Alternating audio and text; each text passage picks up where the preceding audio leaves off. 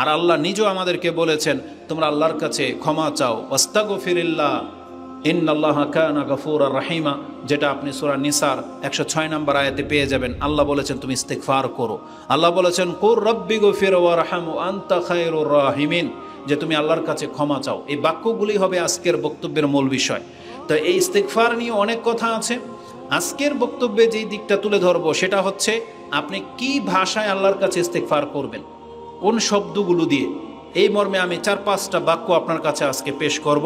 প্রথমত, আল্লাহ সুবহানাহু ওয়া তাআলা আমাদেরকে জানিয়েছেন যে তোমাদের পিতামাতা যেই ভাষায় আল্লাহর কাছে ক্ষমা চেয়েছিল, কোরআনে সেটা আল্লাহ জানিয়েছেন যে এই ভাষায় দোয়া করার কারণে আমি তোমার পিতামাতাকে ক্ষমা করেছিলাম, আদম এবং হাওয়াকে। তারা কি করেছিল? আল্লাহর কাছে তারা বলেছিল ক্বালা রাব্বানা যালামনা আনফুসানা ওয়া ইল্লাম তাগফির লানা লানাকুনান্না মিনাল খাসিরিন। তারা বলেছিল রাব্বানা যালামনা আনফুসানা ওয়া ইল্লাম তাগফির লানা ওয়া তারহামনা লানাকুনান্না মিনাল খাসিরিন। আল্লাহ, আমরা তো নিজের নফসের উপর জুলুম করেছি, এখন তুমি যদি আমাদেরকে ক্ষমা না করো আর যদি রহম না করো তাহলে আমরা তো ক্ষতিগ্রস্তদের অন্তর্ভুক্ত হয়ে যাব, যেটা আপনি সূরা আরাফ 7 নম্বর সূরার 23 নম্বর আয়াতে পেয়ে যাবেন। আল্লাহ সুবহানাহু ওয়া তাআলা বলেন এই দোয়া মূলত আল্লাহ শিখিয়েছিলেন যে এইভাবে দোয়া করতে হয় ভুল হয়ে গেলে। কারণ আল্লাহ ভালো করেই জানেন যে এদের দ্বারা ভুল হইতে পারে, এটাই স্বাভাবিক। কারণ মানুষ তো ইনসান, ও ভুলে যায়, ও ভুল করবে। এটা আল্লাহ সুবহানাহু ওয়া তাআলা সৃষ্টিগতভাবেই একে এইভাবে তৈরি করেছেন। এজন্য আল্লাহ আমাদেরকে সব কিছু শিক্ষা দিয়েছেন, যার ফলে আল্লাহ আদম আলাইহিস সালামকে এই দোয়াই শিক্ষা দিয়েছিলেন, যেটা আদম আলাইহিস সালামকে ওই বিতাড়িত করার সময় আল্লাহ বলে দিয়েছেন যে আদম তার রবের কাছ থেকে কয়েকটি কালেমাত শিক্ষা নিয়েছিল, যেটা আপনি সূরা বাকারা 2 নম্বর সূরার 37 নম্বর আয়াতে পেয়ে যাবেন। আল্লাহ বলেছেন ফাতালাক্কা আদামু মির রাব্বিহি কালিমাতিন ফাতাবা আলাইহি ইন্নাহু হুয়াত তাওয়াবুর রাহিম। ফাতালাক্কা আদম মির রাব্বিহি, আদম তার রবের পক্ষ থেকে কয়েকটি বাক্য শিখে নিয়েছিল। ফাতাবা আলাইহি, যে বাক্য দিয়ে তওবা করার কারণে আল্লাহ তাকে ক্ষমা করলেন। তাহলে সেই বাক্যটা কি ছিল? রাব্বানা যালামনা আনফুসানা ওয়া ইল্লাম তাগফির লানা ওয়া তারহামনা লানাকুনান্না মিনাল খাসিরিন। তাহলে এই দোয়া আপনি পড়বেন, আপনার জুলুমকে ক্ষমা করা হবে বলে ইঙ্গিত পাওয়া যাচ্ছে। এখানে আরেকটা আকীদাগত বিষয় হচ্ছে, যদিও আপনারা সেটা জানেন, তবে আমাদের বক্তব্য যেহেতু সব জায়গায় ছড়িয়ে যায়, এজন্য আমরা সেই সমস্ত বাতিল আকীদার লোকদেরকে এবং যারা মিথ্যা জানে, একটা ভুল কিছু জানে, তাদেরকে এই কথাটা স্মরণ করিয়ে দিই। কোরআন বলতেছে আদম আলাইহিস সালাম এই বাক্য দিয়ে দোয়া করেছিল, যার ফলে আল্লাহ তাকে ক্ষমা করেছেন। এটা হচ্ছে কোরআনের শিক্ষা।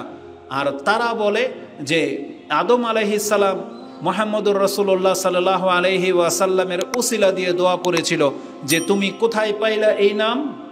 তখন আদম আলাইহিস সালাম বলেছে আল্লাহ তোমার আরশের নিচে মুহাম্মদ নামটা লেখা দেখেছি, এই জন্য আমি এই ভাষায় দোয়া করলাম। এই জন্য আদম আলাইহিস সালামকে আল্লাহ ক্ষমা করে দিলেন। এটা বাতিল রিওয়ায়াত, এটা একটা বর্ণনাতে থাকতে পারে তাদের কিতাবের মধ্যে, কিন্তু এটা গ্রহণযোগ্য কোনো উক্তি নয়, কারণ এটা সরাসরি কোরআনের আয়াতের খেলাফ। কারণ আল্লাহ বলতেছেন যে আদম এই দোয়া করেছিল, অতএব আমাদেরকে এই দোয়াই করতে হবে, রাব্বানা যালামনা আনফুসানা ওয়া ইল্লাম তাগফির লানা ওয়া তারহামনা লানাকুনান্না মিনাল খাসিরিন, যেটা আপনি সূরা আরাফ 7 নম্বর সূরার 23 নম্বর আয়াতে পেয়ে যাবেন। দ্বিতীয় বাক্য, যেই বাক্য দিয়ে আমরা আল্লাহর কাছে ক্ষমা চাইব, সেটা হচ্ছে রব্বি গফিরলি, হে আমার প্রতিপালক আমাকে ক্ষমা করো। অথবা আপনি বলবেন আস্তাগফিরুল্লাহ, আস্তাগফিরুল্লাহ অথবা রব্বি গফিরলি। এই বাক্য দিয়ে আপনি আল্লাহর কাছে ক্ষমা চাইবেন। কেননা আল্লাহ সুবহানাহু ওয়া তাআলা আমাদেরকে বলেছেন, যেটা সূরা নিসার 106 নম্বর আয়াতে বলেছি যে ওয়াস্তাগফিরিল্লাহ, তোমরা আল্লাহর কাছে ইস্তিগফার করো। আর রাসূলুল্লাহ সাল্লাল্লাহু আলাইহি ওয়াসাল্লামের আমল থেকে এটা আমরা পাচ্ছি যে তিনি অধিক মাত্রায় আস্তাগফিরুল্লাহ বলতেন, এতটুকু বাক্যই বলতেন আস্তাগফিরুল্লাহ আর রব্বি গফিরলি। এই বাক্যগুলো তার আমলনামা থেকে পাওয়া যায়। যেমন কোথায় আপনি ব্যবহার করেন, একটু নজর ঘুরান বা একটু আপনার ব্রেনকে কাজে লাগান, দেখেন আপনিও নিজেও সাক্ষী। সালাতে, নামাজে, 2 সেজদার মাঝে আপনি যেন কি বলেন? রব্বি গফিরলি, রব্বি গফিরলি, রব্বি গফিরলি। এটাই তো 3 বার 5 বার 7 বার পড়তেছেন। আর না হয় আল্লাহুম্মা গফিরলি ওয়ারহামনি ওয়াহদিনি, এটা একটা বর্ণনায় আসছে, কিন্তু ওটার চাইতে এটা বেশি রব্বি গফিরলি, রব্বি গফিরলি, এটা দুইটাই প্রমাণিত। তাহলে এখানে আল্লাহর কাছে ক্ষমা চাওয়া হচ্ছে যে আল্লাহ তুমি আমাকে ক্ষমা করো। তারপরে রাসূলুল্লাহ সাল্লাল্লাহু আলাইহি ওয়াসাল্লাম তিনি সালাম ফেরানোর পরে 5 ওয়াক্ত সালাম ফেরানোর পর যে বাক্যগুলো বলতেন সেটা ছিল আস্তাগফিরুল্লাহ, আস্তাগফিরুল্লাহ, আস্তাগফিরুল্লাহ। মানে তিনি 3 বার করে আল্লাহর কাছে ক্ষমা চাইতেন। তো ইস্তিগফার করা এটা অত্যন্ত গুরুত্বপূর্ণ একটা ইবাদত। রাসূলুল্লাহ সাল্লাল্লাহু আলাইহি ওয়াসাল্লাম বলেছেন, লা ইউগানু আলা কলবি ওয়া ইন্নী আস্তাগফিরুল্লাহ ফিল ইয়াউমি মিয়াতা মাররা। আমার অন্তর যদি সামান্য সময় যদি আল্লাহ সুবহানাহু ওয়া তাআলার স্মরণ থেকে কোনো গাফিলতি অনুভব করেছি, আমি এর কারণে আল্লাহর কাছে প্রতিদিন 100 বার ইস্তিগফার করেছি। তাহলে আস্তাগফিরুল্লাহ বলা এটা একটা আমল, বা রাব্বিগফিরলি এটা আমাদেরকে বলতে হবে। তৃতীয় বাক্য যেটা আপনি আল্লাহ সুবহানাহু ওয়া তাআলার কাছে ক্ষমা চাইতে পারেন, আল্লাহ সুবহানাহু ওয়া তাআলা আমাদেরকে শিখিয়েছেন, আল্লাহুম্মা গফিরলি ওয়ারহামনি। আপনি বাবা বলতে পারেন, আল্লাহুম্মা গফিরলি ওয়ারহামনি, আল্লাহ তুমি আমাকে ক্ষমা করো, আমার উপরে দয়া করো। কারণ আল্লাহ সুবহানাহু ওয়া তাআলা এটাও আমাদেরকে শিখিয়েছেন, যেটা আপনি সূরা মুমিনুন 23 নম্বর সূরার সর্বশেষ আয়াতে পেয়ে যাবেন, 118 নম্বর আয়াত। আল্লাহ সুবহানাহু ওয়া তাআলা বলেছেন, অকুর রব্বি গফির ওয়ারহাম ওয়া আনতা খায়রুর রাহিমিন। তুমি বলো, হে আল্লাহ আমাকে ক্ষমা করো, আমার উপর রহম করো, নিশ্চয়ই তুমি দয়াবানদের মধ্যে উত্তম দয়াবান, উত্তম ক্ষমাশীল। এটা আপনি দোয়া করবেন। এবং আপনাকে এটাও জানিয়ে দিই, মুহাম্মদুর রাসূলুল্লাহ সাল্লাল্লাহু আলাইহি ওয়াসাল্লাম তিনি কিভাবে এটার আমল করতেন। ইবনে ওমর তিনি বলেন,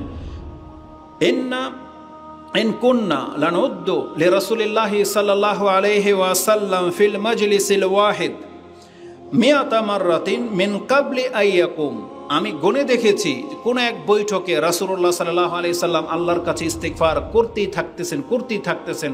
আমি গনতে পেলাম যে তিনি 100 বার, সেই বৈঠক শেষ হওয়ার আগেই 100 বার হয়ে গেছে, তিনি আল্লাহ সুবহানাহু ওয়া তাআলার কাছে ইস্তিগফার করতেছেন এই বাক্য দ্বারা, রব্বি গফিরলি ওয়া তুব আলাইয়া ইন্নাকা আনতাত তাওয়াবুর রাহিম।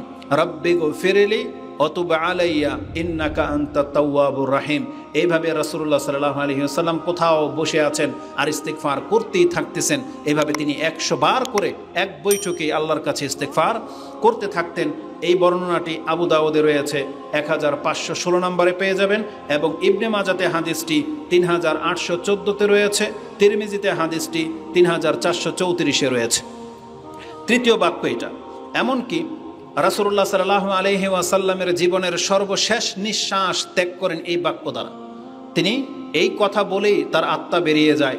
আয়েশা রাদিয়াল্লাহু তাআলা আনহা তার বর্ণনাকারী, তিনি বলতেছেন যে সামিআতু রাসূলুল্লাহি সাল্লাল্লাহু আলাইহি ওয়াসাল্লাম ইয়াকুল ইনদা ওয়াফাতিহি, তিনি তার মৃত্যুর সময় আমি তাকে এই কথা বলতে শুনেছি, আল্লাহুম্মা গফিরলি ওয়ারহামনি আল্লাহুম্মা আলহিকনি বির রাফিক।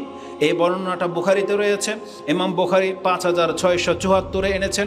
তিরমিজিতে একটু বাড়তি শব্দ রয়েছে, যেটা আপনি 3496-তে পেয়ে যাবেন। তিনি বলেছেন, আল্লাহুম্মা আলহিকনি বির রাফিকিল আলা। এই আলা শব্দটা বাড়তি তিরমিজিতে রয়েছে। তো রাসূলুল্লাহ সাল্লাল্লাহু আলাইহি ওয়াসাল্লাম তিনি তার সর্বশেষ বাক্য, যেটা তার জবান দিয়ে উচ্চারণ হয়েছিল, তার আগেরটা ছিল লা ইলাহা ইল্লাল্লাহ ইন্না লিল মাউতি লা সাকারাত, নিশ্চয়ই আল্লাহ ছাড়া সত্য কোনো ইলাহ নাই এবং মৃত্যুর একটা কঠিন যন্ত্রণা রয়েছে। আর তার পরের বাক্যটাই এটাই যে আল্লাহুম্মা গফিরলি ওয়ারহামনি আল্লাহুম্মা আলহিকনি বির রাফিকিল আলা। এটা বলেই রাসূলের হাত নিচে পড়ে গেল। তখন আয়েশা রাদিয়াল্লাহু তাআলা আনহা তিনি বললেন, আমি বুঝতে পেরেছি রাসূল আর আমাদের মাঝে নাই। তো রাসূলুল্লাহ সাল্লাল্লাহু আলাইহি ওয়াসাল্লাম তিনি জীবনের সর্বশেষ আল্লাহর কাছে বলতেছেন, আল্লাহ তুমি আমাকে ক্ষমা করো, আমার উপরে রহম করো। অথচ যার কোনো পাপ নাই, কিন্তু আমরা এত পাপের মাঝে ডুবে আছি, তারপরে আমাদের জবান দিয়ে একবারও রব্বি গফিরলি বা আস্তাগফিরুল্লাহ বের হয় না। এটা এমনটা হওয়া উচিত নয়, মোটেও উচিত নয়। আমাদেরকে শুধরাতে হবে এবং এই কথাগুলোর প্রতি আমাদের ঈমানকে বাড়াতে হবে। চতুর্থ বাক্য যেটা আপনি বললে অনেক বেশি আপনার উপকার হবে, যেই বাক্য দিয়ে আপনি আল্লাহর কাছে ক্ষমা চাইবেন, বলবেন আস্তাগফিরুল্লাহ আল্লাযী লা ইলাহা ইল্লা হুয়াল হাইয়ুল কাইয়্যুম ওয়া তুবু ইলাইহি। যেই ব্যক্তি বলবে আস্তাগফিরুল্লাহ আল্লাযী লা ইলাহা ইল্লা হুয়াল হাইয়ুল কাইয়্যুম, আমি সেই সত্তার কাছে ক্ষমা চাচ্ছি যিনি ছাড়া সত্য কোনো ইলাহা নাই এবং তিনি হচ্ছেন আল হাইয়ুল কাইয়্যুম, চিরঞ্জীব চিরস্থায়ী, অতুবু ইলাই, আর আমি তার কাছে প্রত্যাবর্তন করতেছি। রাসূলুল্লাহ সাল্লাল্লাহু আলাইহি ওয়াসাল্লাম বলেছেন, গুফিরা লাহু ওয়া ইন কানা কাদ ফাররা মিনাজ যাহাব। এই ব্যক্তি যদি যুদ্ধের ময়দান থেকে পলায়ন করা কোনো ব্যক্তি, এত বড় অপরাধী ব্যক্তিও যদি হয়, আর ওই কথাকে স্মরণ করে যদি সে এই বাক্য দিয়ে আল্লাহর কাছে ক্ষমা চায়, তাহলে তাকে সেই পাপকে ক্ষমা করে দেওয়া হবে। সব কত বড় পাপ, 7টা বড় পাপ, ধ্বংসাত্মক পাপ বলা হয়েছে 7টি। তার মধ্যে একটা হচ্ছে যুদ্ধের ময়দান থেকে পিঠ ফিরিয়ে পালিয়ে যাওয়া। ওই ব্যক্তিকেও ক্ষমা করে দেওয়া হবে যদি সে অন্তর থেকে আল্লাহর কাছে এইভাবে ক্ষমা চায় যে আস্তাগফিরুল্লাহ আল্লাযী লা ইলাহা ইল্লা হুয়াল হাইয়ুল কাইয়্যুম ওয়া আতুবু ইলাইহি। রাসূল বলেছেন গুফিরা লাহু ওয়া ইন কানা ফাররা মিনাজ যাহাফ। এটা ইমাম আবু দাউদ কোট করেছেন, 1517 নম্বরে পেয়ে যাবেন ওই হাদিসের পরেরটা এটা। এবং ইবনে মাজাতে হাদিসটি 3814, তিরমিজিতে হাদিসটি 3577 রয়েছে। পঞ্চম যে ইস্তিগফার, এটা আমাদের সবারই জানা, হয়তো দোয়া আপনার মুখস্থ নাই, কিন্তু সেই দোয়ার নামটা আপনি জানেন, সেটা হচ্ছে সাইয়্যিদুল ইস্তিগফার।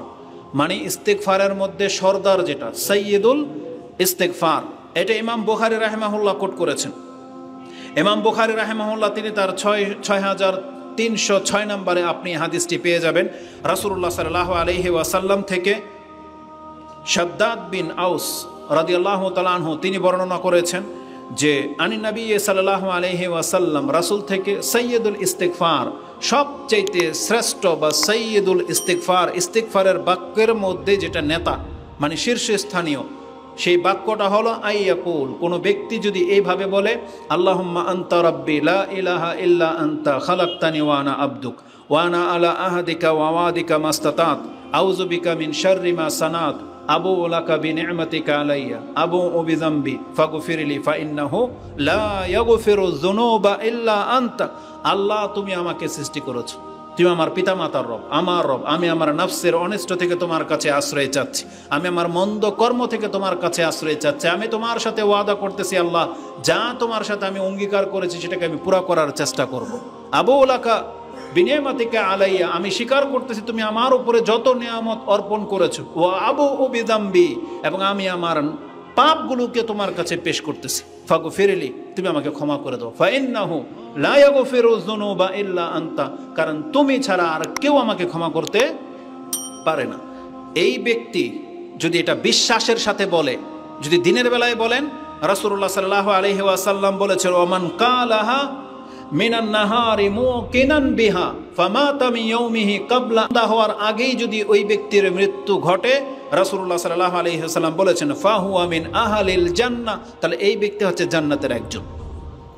ওয়া ইন কালাহা মিনাল লাইলি মুকিনান বিহা ফামাতা মিনাল লাইলি ক্বাবলা আইয়ুসবিহ, সকাল হওয়ার আগেই যদি তার মৃত্যু ঘটে যায়, ফাহুয়া মিন আহলিল জান্নাহ, রাসূল বলেছেন তাহলে এই ব্যক্তি হচ্ছে জান্নাতের একজন। তো সাইয়্যিদুল ইস্তিগফার, এটা আমরা বলে আল্লাহ সুবহানাহু ওয়া তাআলার কাছে ক্ষমা চাইতে পারি। তো সবচেয়ে বড় ব্যাপার হলো এই ইস্তিগফারগুলো আমাদেরকে শিখতে হবে এবং এটাকে আমলে নিয়ে আসতে হবে।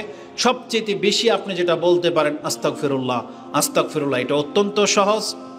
এটা আপনি যখন তখন বলতে পারেন আস্তাগফিরুল্লাহ, কারণ রাসূলুল্লাহ সাল্লাল্লাহু আলাইহি ওয়াসাল্লাম বলেছেন ইন্নাহু লা ইউগানু আলা কলবি ওয়া ইন্নী লাস্তাগফিরুল্লাহ ফিল ইয়াউমি মিআতা মাররা, যেটা ইমাম মুসলিম কোট করেছেন এবং আবু দাউদে আপনি হাদিসটি পেয়ে যাবেন। আস্তাগফিরুল্লাহ ওয়া আতুবু ইলাইহি, এটাও আপনি সংযোগ করতে পারেন, যেটা একটু আগেই ব্যক্ত করেছি যে রাসূলুল্লাহ সাল্লাল্লাহু আলাইহি ওয়াসাল্লাম এই ভাষায়ও ইস্তিগফার করতেন, ইন্নী লা আস্তাগফিরুল্লাহ ওয়া আতুবু ইলাইহি, মানে আস্তাগফিরুল্লাহ ওয়া আতুবু ইলাইহি। এটা সকাল সন্ধ্যার দোয়া তো 100 বারে আছে, 100 বার করে সকাল এবং সন্ধ্যায় আস্তাগফিরুল্লাহ ওয়া আতুবু ইলাইহি। কার জন্য এটা কঠিন? যখন তখন আপনার মুখ দিয়ে এটা বেরিয়ে যাবে, শুধু আপনি অভ্যাস করে নেন, যখন তখন অভ্যাসে রূপান্তরিত করে নেন। মা বোনরা যারা ঘরে আছে, যেহেতু তাদেরকে বলা হয়েছে ও আকসিরনাল ইস্তিগফার, দান সদকার ক্ষেত্রে আকসির শব্দটা নাই, বলা হয়েছে তাসাদ্দাকনা, তোমরা তোমাদের সাধ্য অনুযায়ী দান সদকা করো। আর ইস্তিগফারের ক্ষেত্রে বলা হয়েছে ও আকসিরনাল ইস্তিগফার, তোমরা অধিক মাত্রায় আল্লাহর কাছে ক্ষমা চাও। তারা ঘরের ভিতরে যে কোনো কাজে আছে, তারা তার জবান দিয়ে ইস্তিগফার করতেই থাকতে পারে। পাক শাক করতেছে, ইস্তিগফার চলবে। কাপড় চোপড় ধুচ্ছে, ইস্তিগফার চলবে। সে ঘরের ভিতরে শুয়ে আছে, ইস্তিগফার চলবে। হাঁটা চলা যে কোনো অবস্থাতে সে ইস্তিগফার করতে থাকবে, বলবে আস্তাগফিরুল্লাহ ওয়া আতুবু ইলাইহি। তাহলে এটা জাহান্নাম থেকে বেঁচে যাওয়ার অনেক বড় একটা মাধ্যম।